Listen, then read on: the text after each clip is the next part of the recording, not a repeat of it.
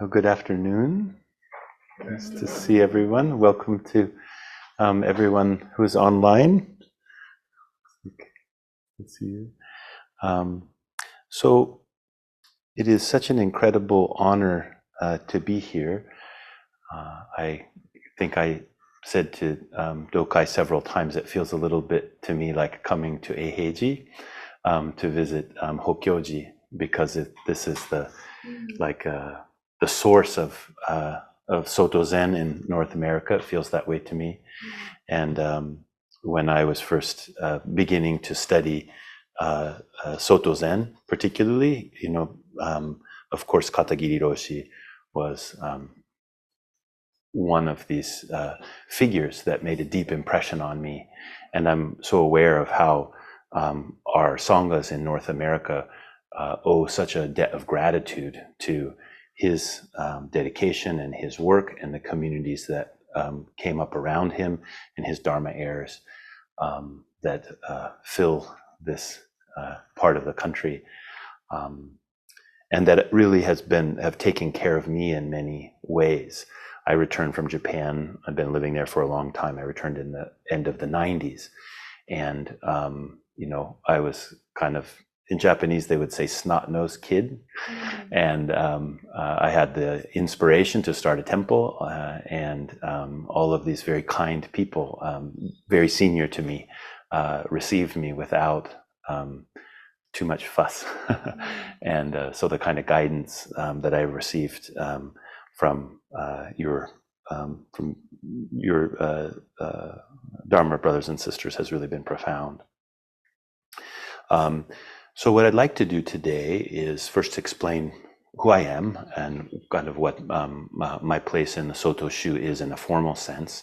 And then I want to give a short talk and then have plenty of time for questions.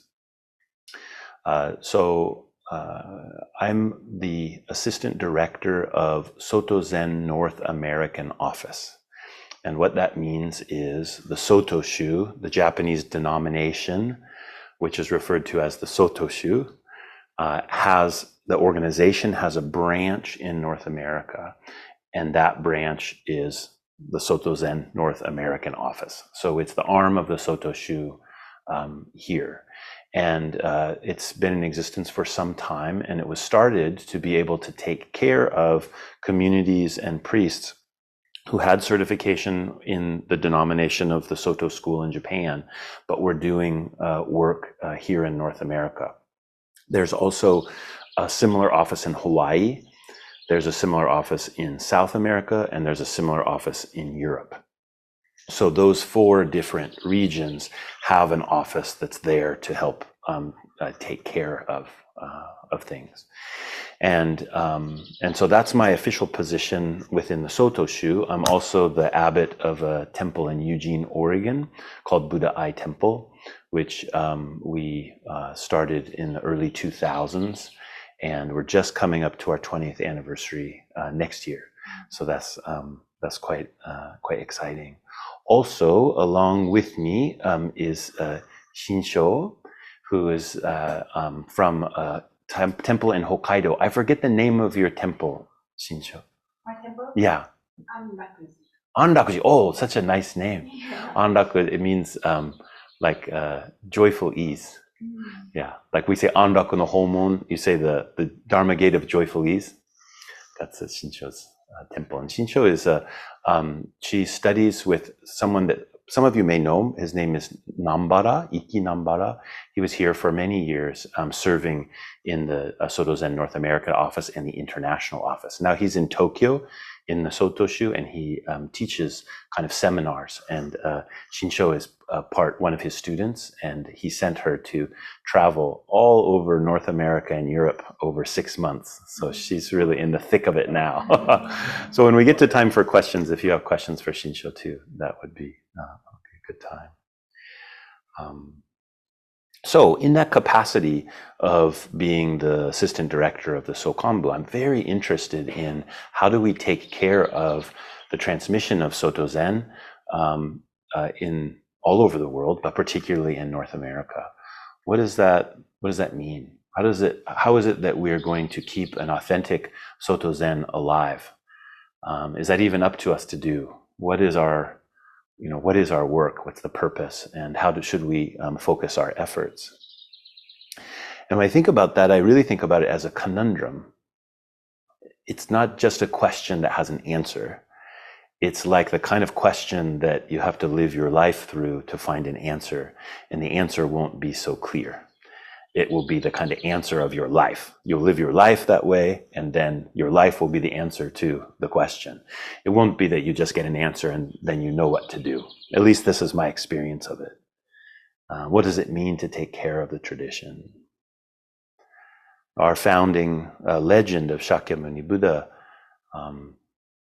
picking up a flower, when it was time for him to talk. I think it's such a radical thing. If you think about today, I'm supposed to talk. What if I just...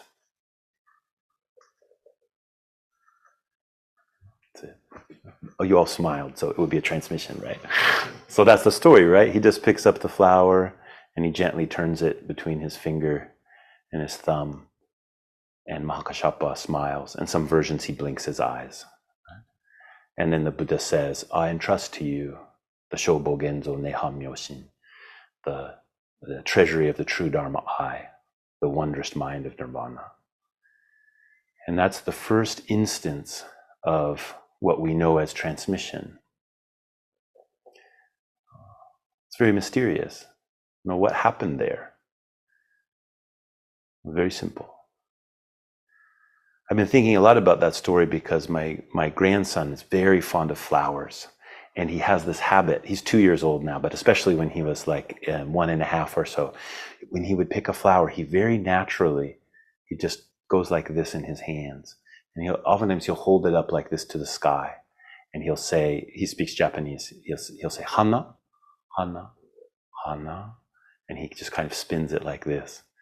Now that he's 2, he'll do that and then he rips it apart, turns it into something. But there's something very, very straightforward about a flower just turning in this very simple way. I'm bringing up the story because I think this is why it's a conundrum, not just a question. The Buddha transmitted something that can't be transmitted. It can't be moved, it can't be gotten, it can't be grasped. And yet, Mahakashapa was left with the responsibility to care for the Dharma in the same way that the Buddha Shakyamuni cared for the Dharma. And so there's this thing that has no here or there, and yet it also lives in the here and there. It lives in the East and in the West. And this conundrum of what is the transmission from Japan to North America, for example, it's this kind of a question. It's not just the question of, well, did we get everything? Did we get more than everything? Are we carrying on the true thing and they forgot about it? All those ways that we might think about trying to come up with an answer to how should we do this, or how have we done it, or are we doing it authentically or not, they all fall short.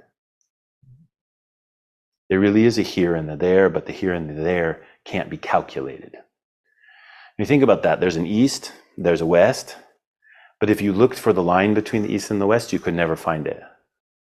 And yet, there's definitely an East, there's definitely a West. In my own life, that's true. There's a Japan and there's America. And I'm American, I was born here, but I spent a lot of time in Japan. And I spend a lot of time in Japanese culture and speaking Japanese. And so for me, I can definitely say, even just in my own being, there's a Japan and there's America. But if I try to look for the line between the two, I could never find it.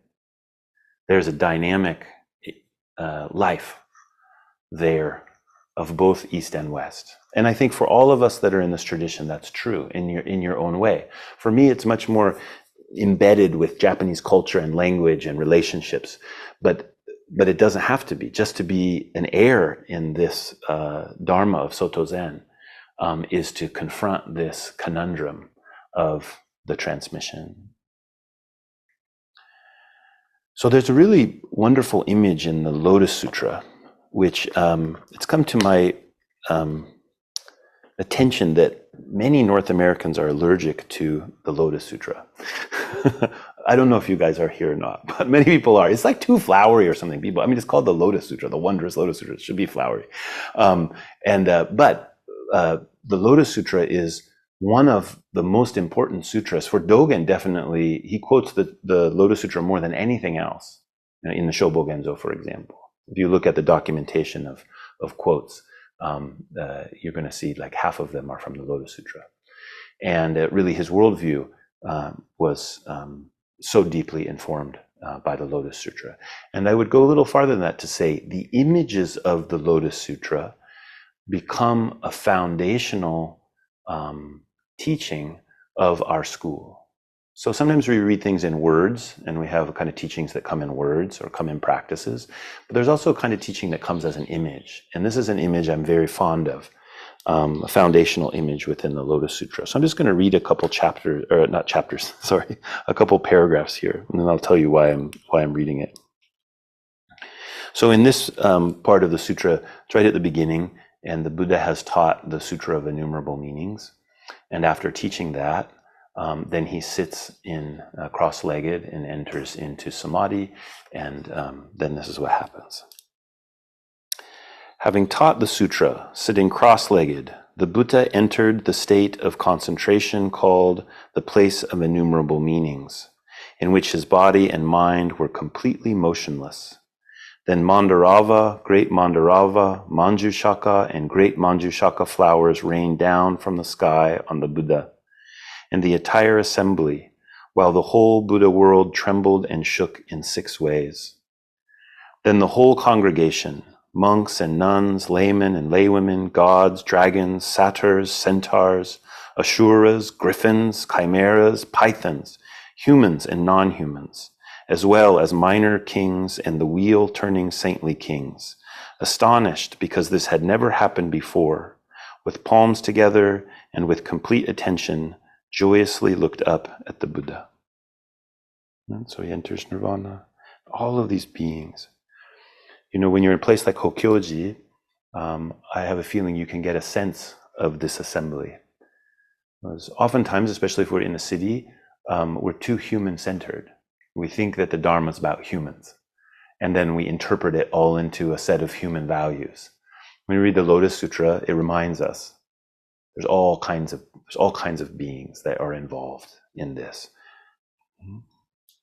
From the tuft of white hair between his eyebrows, one of his characteristic features, the Buddha emitted a beam of light, illuminating 18,000 worlds in the east, so that there was nowhere that it did not reach, down to the lowest hell and up to the highest heaven.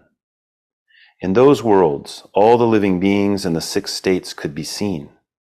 Likewise, the Buddhas existing at present in those lands could be seen, and the sutra teachings those Buddhas were preaching could be heard. Monks and nuns, laymen and laywomen who had attained the way through practice could also be seen. Further, one could see bodhisattvas, the great ones, walking the bodhisattva way due to various causes and conditions, with various degrees of faith and understanding and in various forms. Likewise, Buddhas who had entered complete nirvana could be seen, and one could see their stupas made of the 7 precious materials, stupas that had been built to hold the remains of these Buddhas after they had entered complete nirvana. Very beautiful, and I'm going to argue provocative image. A Buddha standing in the west, or sitting in the west, facing the east. This is how he sat under the Bodhi tree. And this illumination from his this tuft of white hair between his eyebrows, one of the characteristics of a Buddha, completely illuminates the east. But in the illumination of the east, actually, all worlds are illuminated. This is kind of interesting thing in the sutra. Right? It's kind of hard to get what's going on there. He illuminates the east, but all worlds are illuminated. Why is it illuminating the east? Why isn't he there and it's shooting out from in all directions, which happens in other sutras, right? But in the Lotus Sutra, it doesn't. It says he illuminates the east. I love that image because I think so often when we think about practice, we're thinking more like a mandala. We kind of think of practice as being in the center and everything arraying out from that center place.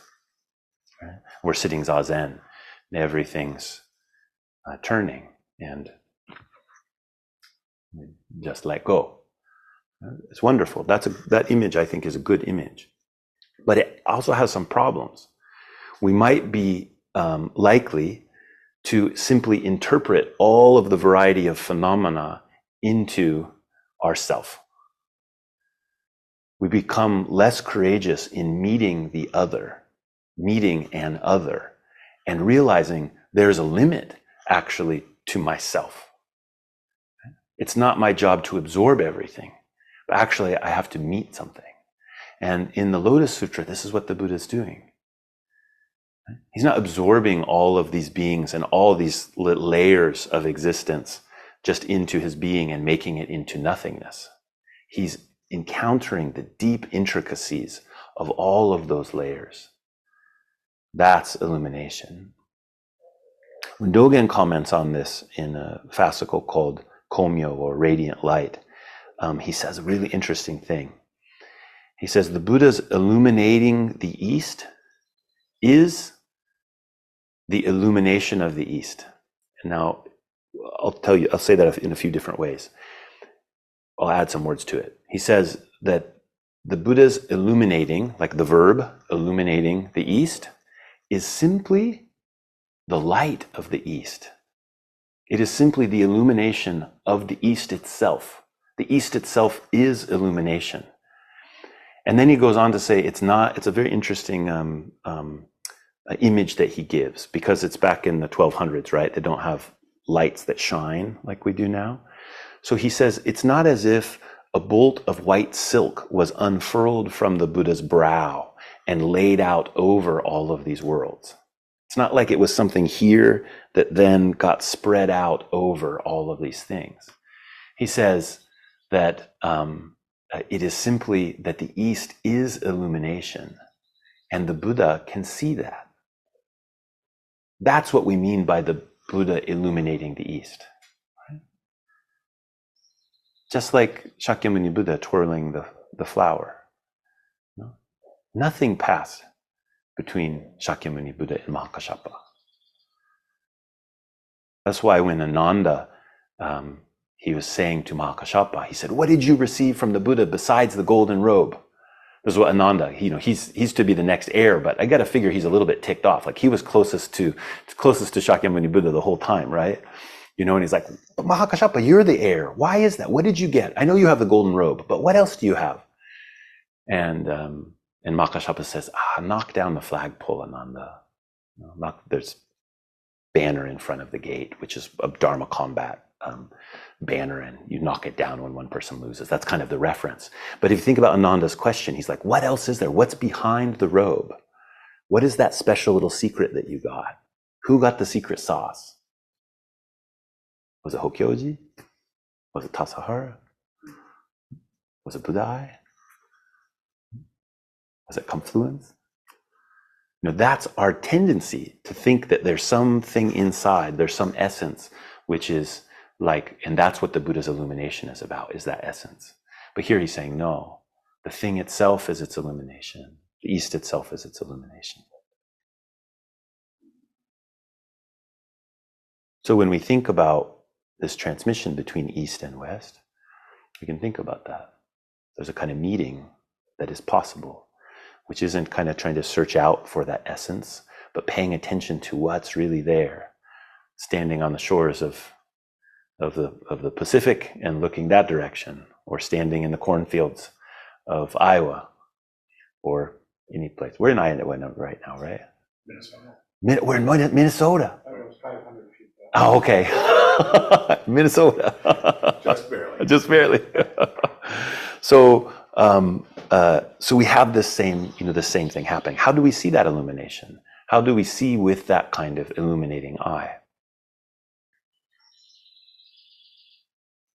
I want to give one more short reference, and then I'll wind up. a very famous poem from Rockhead, which you probably chant here, the harmony of difference and sameness. I like calling him Rockhead. Sekito means Rockhead, which when I first heard that, I thought, it's like mud brain or something like that. But he sat on top of a rock, right? And that's why he got known as Rockhead. Maybe I can take the name Mud Brain when I'm older. So he has this famous poem. It starts, "The mind of the great sage of India is intimately transmitted from west to east." This is the standard translation of the Soto school. All right. And this is the conundrum. This heart or mind of awakening, which is the Buddha, which appeared as Shakyamuni, appeared as Mahakashapa, appeared as Katagiri. Like, how is that intimately transmitted? How can something that can't move? Now, there's another way to translate this, and it's a thing about Chinese which is really beautiful. The language of characters, there is a kind of looseness between the connection between characters that can be interpreted in many different ways. It's kind of like an ambiguity which can carry a lot of meaning because you can have a lot of layers at one time. Whereas in English, we tend to have to nail things down. If you think about the difference between saying the tree and a tree, that becomes really different, right? It's both trees, but if you say the tree, that means something different than a tree. So in Chinese, you don't have that. When we look at this passage, intimately transmitted from west to east, we find some interesting things. One of the first things we find is it doesn't say west to east. It just says east-west. That's it. It says east-west. Intimately exchanged. It's very interesting. The passing between what's translated there as transmitted in the Chinese is made of two characters, and one of the characters is made up of two parts. One part means tree, the other part means I. And if you think about how the origins of that character, there's an I and there's a tree, right? You're looking at a tree. The mutuality in that moment is what allows the phenomena to appear. Just the tree alone, there's nothing. Just the I alone, there's nothing. But the I and the tree, they meet each other, and in that moment, there's something. So you can translate that character something like mutual, and then the other character is something like passing. So the intimacy that's referred here is not just there's something in the east, right? And then it was lifted up and carried over here by big, strong spiritual people, and then they put it down over here. Is actually the intimacy that Sekito is talking about is something that's going on all the time. It's the very mutuality of our moment-to-moment experience. Our moment-to-moment experience is totally mutual. It's not just me absorbing everything. It's this kind of dynamic interaction. That's what intimacy is. It's a passing between that's happening all the time. So, I've been reading Returning to Silence again, which was a very important book to me, and continues to be an important book to me, but I hadn't read it for some time, but I thought, I'm going to the homeland, so I should pick it back up. And I thought, Katagiri Roshi must have something to say about this. It turns out he does, in a chapter called Intimacy, which you probably have all read, but I'll read you a couple paragraphs from it here real quick. Through a very deep intellectual sense, we can see how the truth and the phenomenal world work together. They are not separate. Through any of the religions, we can experience that God is in us. The truth is in us. This is called enlightenment. This is oneness between phenomena and noumena, the world and truth, or form and emptiness. But still, there is some question about how to actualize the truth or emptiness in everyday life, in form. Emptiness and everyday life are working together, but we don't exactly understand this oneness or intimacy. That is, we don't participate directly in intimacy itself. We see intimacy at a distance. The final goal is that we have to participate in intimacy itself. We have to live there. This means we have to live in the samsaric world. Sorry about that. That is why after attaining enlightenment, we still have to continue to practice. And then through this continuous practice, we can know how intimately truth and our everyday life are working together. Gradually, we can see this, not with our intellectual sense, but through our body and mind. We can hear the sound and the voice of how intimately they are working together. So this distance that we're likely to take, it's our idea about there being an East and a West, and our idea about there being a Japan and a North America, all those things in which we could have a very reasoned opinion about. It's all really quite thought through very well considered and reasonable and all these sorts of things. But that's all kind of hogwash. Actually, we have to be part of it. We have to throw ourselves into it. And that's where the intimacy is possible, not from a kind of removed position. Here, like oftentimes I experience in Katagiri Roshi's teachings, he's taking a very sophisticated Dharma point and he's putting it in language that we can just relate with. The identity of phenomena, which is one of the most amazing teachings of the Huayan school. It's not just that there's us, like partial beings, and truth, and how do we relate with the truth, or form and emptiness in this case. That's not the only issue. But if that's really true, then form and form, thing and thing, also interpenetrate. It's not just that we interpenetrate with the ultimate and the ultimate interpenetrates with us.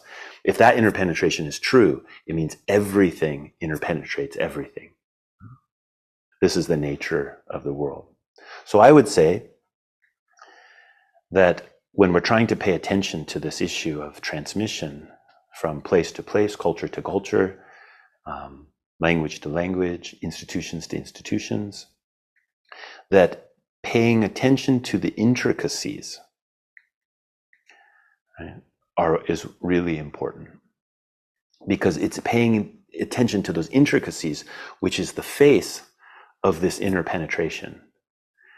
It's not that we want to create the kind of like blank slate. We want to be interested in each other.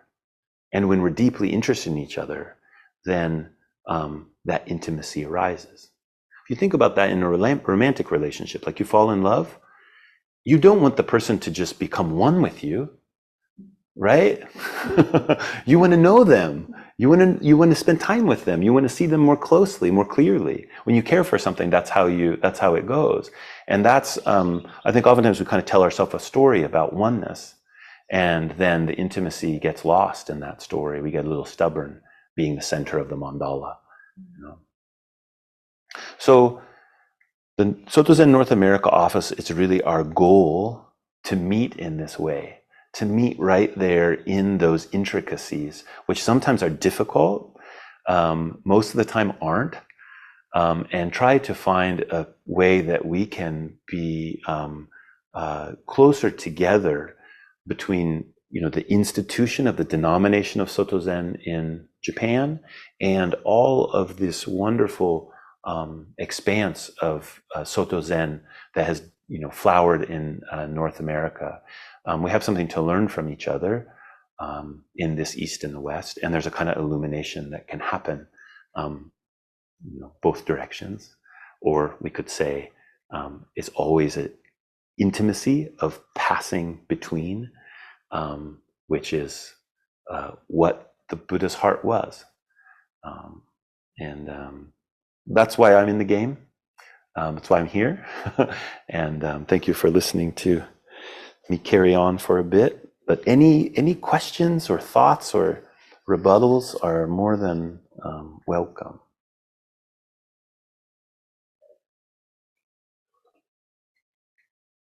I don't mind personal questions either. Yeah. I have something I'd like to say. Yeah. A couple of things. First of all, I really appreciate you being here in Shisho. Thank you. I feel that the generosity and compassion that I experienced in my practice in Japan was beyond this mind. And I am committed to my capacity to really inviting the West to engage in intimacy with our Japanese brothers and sisters, because we are related through this practice. So I just greatly appreciate your presence and your presence. Thank you. And the question that I have is, how can you speak of intimacy in the spaces in between, and how can we in real time develop a deeper, because we are in relationship, how can we develop a deeper relationship with each other?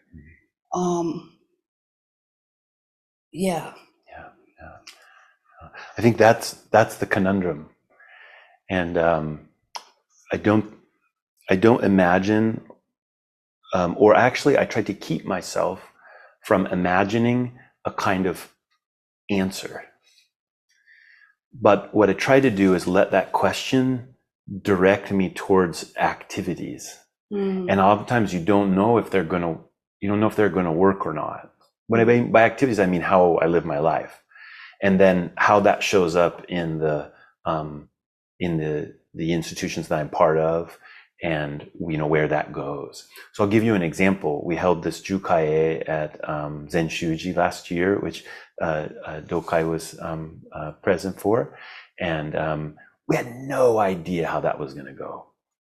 And it took a humongous amount of work to. We had to learn to do the Jukai. I was part of the Jukai team that was supposed to learn, and we were supposed to go to 5 different temples and do Jukai with them and study. And then COVID hit. We ended up only going to 1. And then, we had to then learn it, even though we couldn't go and do it with other people. And I'm so thankful to have had that opportunity. But we had no idea. We were like, okay, seems like people are signing up for it. That's good. We didn't know if people would. And then we thought, when we get this thing rolling, half the people might just leave. The level of, number of people in North America that in the past have voiced a lot of just like dismissive attitude about ritual. That's very strong in North America. Kind of like, oh, well, that's just all, it's not so important. That's kind of blah, blah, blah. And so we were really like, I don't know. People, because it was all ritual. We sat like 5 minutes of Zazen or something, and then it was ritual all day long. And so it was a real gamble. We didn't know, is that going to fly or not fly? And it ended up being a pivotal experience for many people. And a kind of intimacy has come out of that, which is why I'm here. When Dokan said, well, you want to go? If I'd been a couple of years ago, I might have said, I am pretty busy at Buddha. I'm not really sure. Let me check my calendar. But when he asked me, I didn't even look at my calendar. I was like, yes, I'll go. I knew in a second. And that's because we spent that time together, and we found a way to do something that we had never done before. And it had a lot of support. It was a big buildup. It's 100th anniversary, all those kinds of things. But I, to be very honest about that, like Dokai, when I saw your name on the rolls, I was like, whoa. I couldn't believe it. Like Taiga was like, oh, Dokai's coming. Because Dokai's the eminent priest in the venerable in North America. So we weren't really thinking of that. We weren't thinking that Dokai would be one of the people who signed up for the precepts, but it was great that he did and came, and that was a wonderful intimacy that came out of that.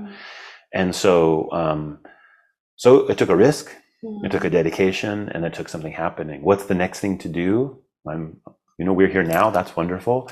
What comes next? I would invite you to think about, what risk would you take? What do you want to do? Yeah, exactly. And I think that's the way that we really, it's time. The tide is time. It's time for the tide to turn. There's been a kind of isolation, when I came back from Japan, I couldn't believe I'd go to Sokoji over and over again. And there was no one from San Francisco Zen Center was there. Like, don't people come over here all the time? They're like, no. I was like, you guys go over there, right? Not really. And I was like, what's going on? That's really changing now. It's really changing. So it's due to a lot of practice. I figure we have to grow up at some point. Thank you. It's beautiful. Yeah. I think on people online too, if you have a question, that's they can speak, right? Yeah.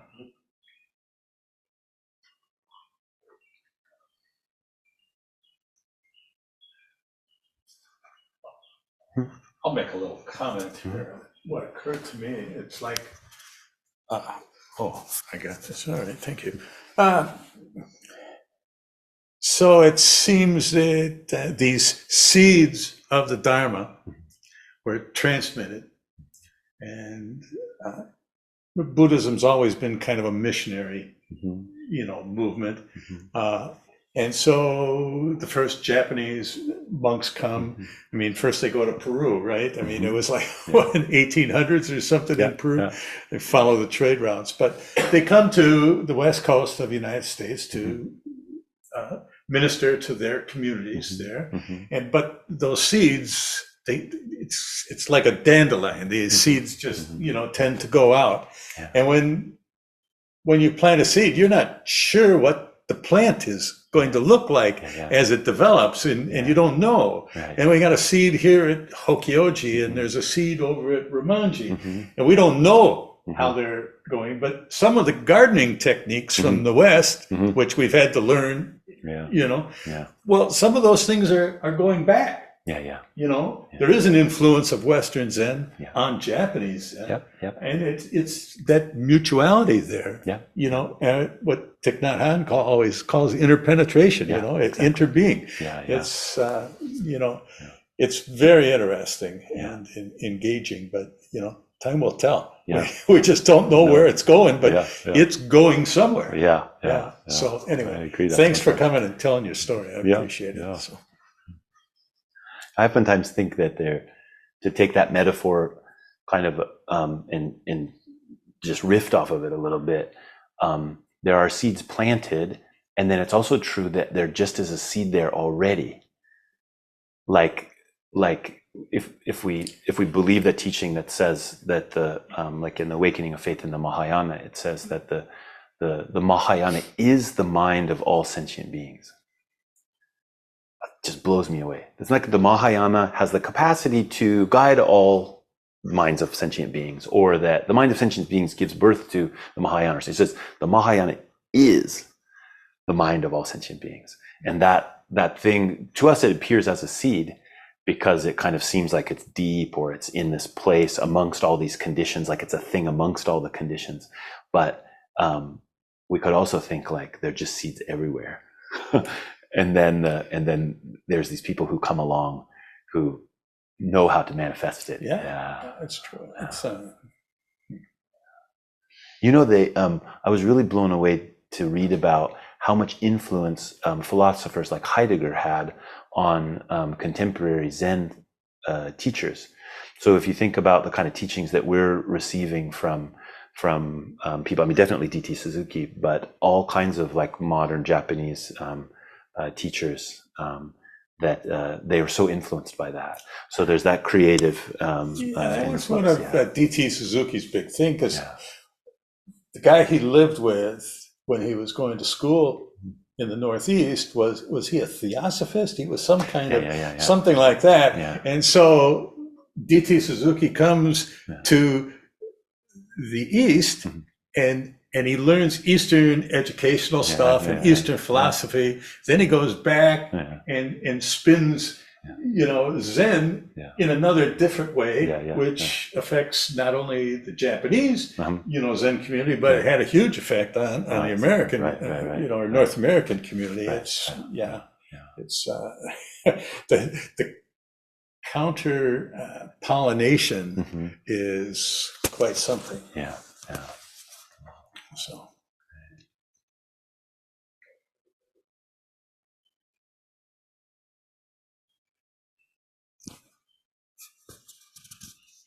Thank you so much for coming. Mm-hmm. One of the things in my background that I'm beginning to understand some of the pollination effect Mm-hmm. is just having been in a variety of places, never in Japan. But as we're talking here, I'm reflecting that while oftentimes there's opinions about rituals, Mm-hmm.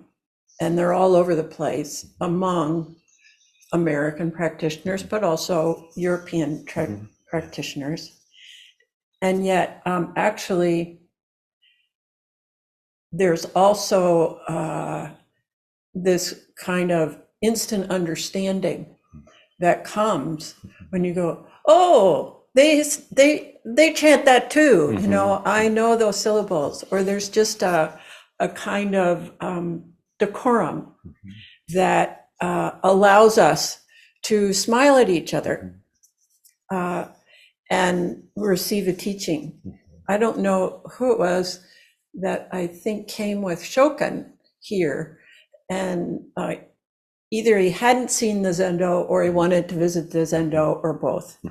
And then almost as soon as he walked in the door, he saw this giant bell that Katagiri found as a planter, I think. And he sat down and he started meeting the bell and then dampening it. And immediately I realized this is the real thing, you know. This is real Japanese, and so I'm kind of just reflecting on how subtle that can be, and yet how it really brings us together. There was a Japanese visitor that it wasn't Shokan, it was somebody else, but I think Shokan was kind of somewhere in the chain of conditions that got this gentleman to Clouds on Water. And we came in and he asked his host in Japanese if he could see the Zendo. And when he moved into the Zendo, there was just this relaxing, there was this kind of, you know, and I have no idea what that actually meant, but it was I could feel the connectivity of it. So that's in a way just a recognition that's arising from what you're saying. Thank you. That's, I would say, one of my hopes, or maybe I must say it's more than a hope, one of the places where I know I want to put energy, and I believe that the Sokambu will continue to put energy in, or the Soto Zen North America office and the international office will put energy into, is a deeper exploration of ritual in the way that it can be unfolded in North America, which is different than saying we want to take all this Japanese ritual and bring it over here and make people do it. But there's also so much to learn. There's such a rich, deep ritual life in the Japanese temples, and there is a rich ritual life in the temples here as well. But we don't have the time served and the millennia of creativity that have given rise to all of these different things. So the Jukai is a perfect example of that. And I think we're really ready for it here. And we have to go through a period of, I think, further integration of the ritual will be a thing. It'll be one of those places where the intimacy can be explored and expressed and becomes part of the way we answer the question of the conundrum. I was telling someone yesterday when we were talking about this, the scholars tell us that Zazen is not why Soto Zen flourished in Japan. That's kind of a radical thing to say, But if we talk about flourishing in terms of the number of temples and that kind of thing, it was jukai. They would do these jukai ceremonies all over, during the Tokugawa period particularly, and the zenjis from Eheiji or Sojiji would come, and they would be the preceptor, and they would gather all these people together and do these very beautiful ceremonies, very meaningful and deep. And that became something that allowed all kinds of people to enter the blood lineage document. In that ceremony, you actually make the kechimyaku with your body, the bodies of the people participating make the kechimyaku. So the power of that ritual and the way that it flowed, it allowed the Dharma to flow into many people's lives, and it was powerful. So I think we have a lot of opportunity there to explore things. And then our way of kind of at-home ritual, like a kind of simplicity that is favored, generally speaking, in North America, has a flavor to it that is I think, we're finding our way to something really, really right. Like when I was a boy, I grew up in a Catholic family, and when we would go to Mass, the parish that we belonged to in my hometown was very ornate crucifix, like with the Jesus spewing blood out the side and all totally ornate everything. And that's what I was used to. And then when we'd go back and visit my grandparents in Ohio and we'd go to Mass there was kind of like more like Celtic style and very simple and kind of thick blocking. I remember just feeling like, oh, this felt so much better to me, And so I wonder sometimes about that with things in where's the sweet spot, It's going to be different for everyone, but. Nice.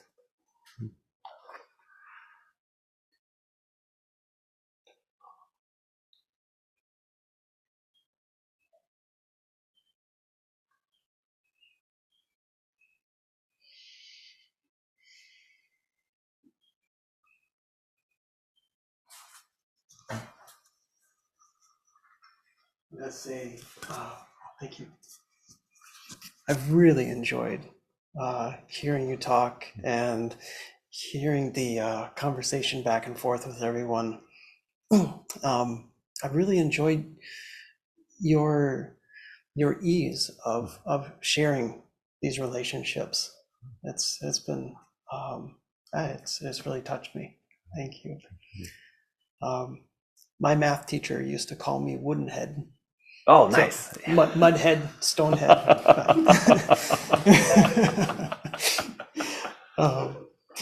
So at the beginning of your talk, it was what's Japanese, what's what's Western, where's the line? Yeah. You can look your whole life and you can't find it. Yeah. If I'm remembering, you live your whole life and you'll find that's your answer. Yeah. And I really appreciate the ease and friendliness that you're showing us about this dynamic relationship, dynamic interaction and relationship. So thank you so much. You're welcome. I think whenever you give a talk, pretty much you're just talking to yourself. Saying what you need to hear. Yeah.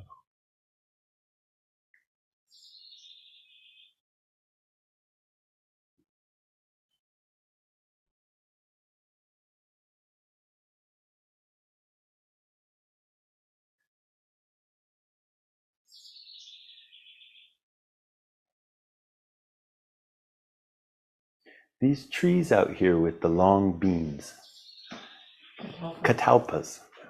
So I would tell you a little story. My wife's name is Catalpa. Azusa is what is called in Japanese.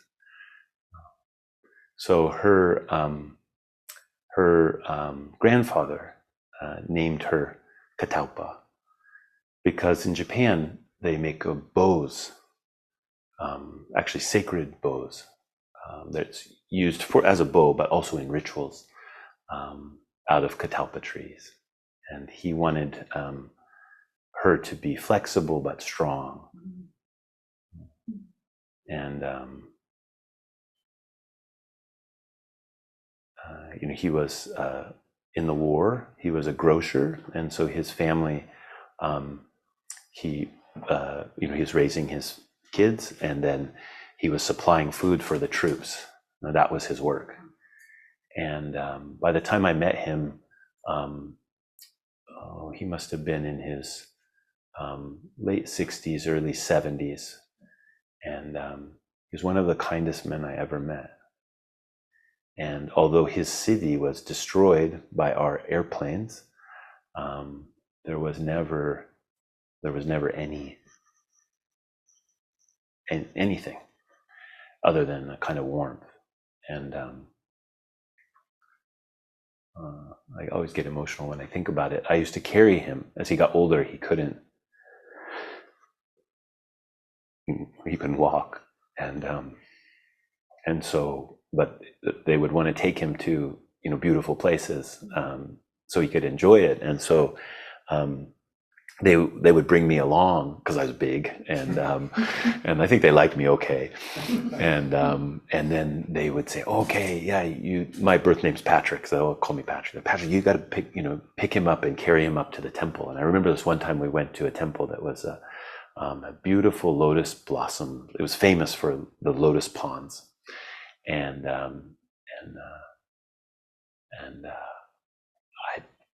picked him up.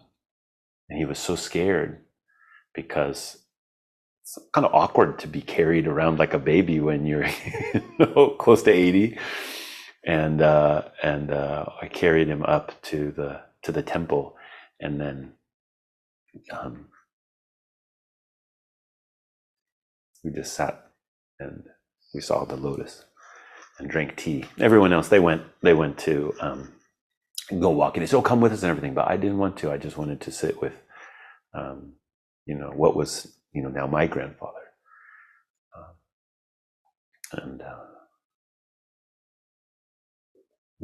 I didn't even know that story would come out at all today. But I guess the why it feels really important right now. When I saw those catalpa trees, it's kind of a symbol. It's a sign. I knew there was something deeper, and They're actually misnamed. Botanist who named them mispronounced the word catawba.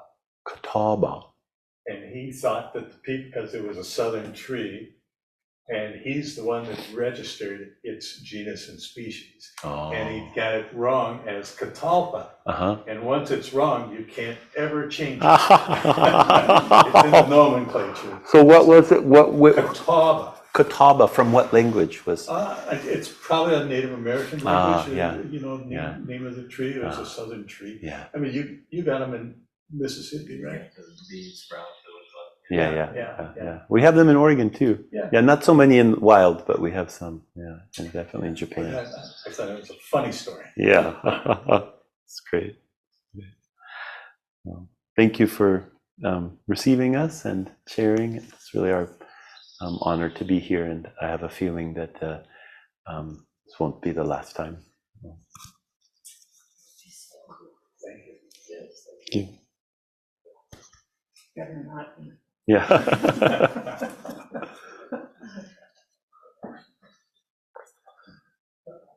Thank you. Thank you to everyone who's joining us from Zoom. Happy you could be with us today. Okay, take care.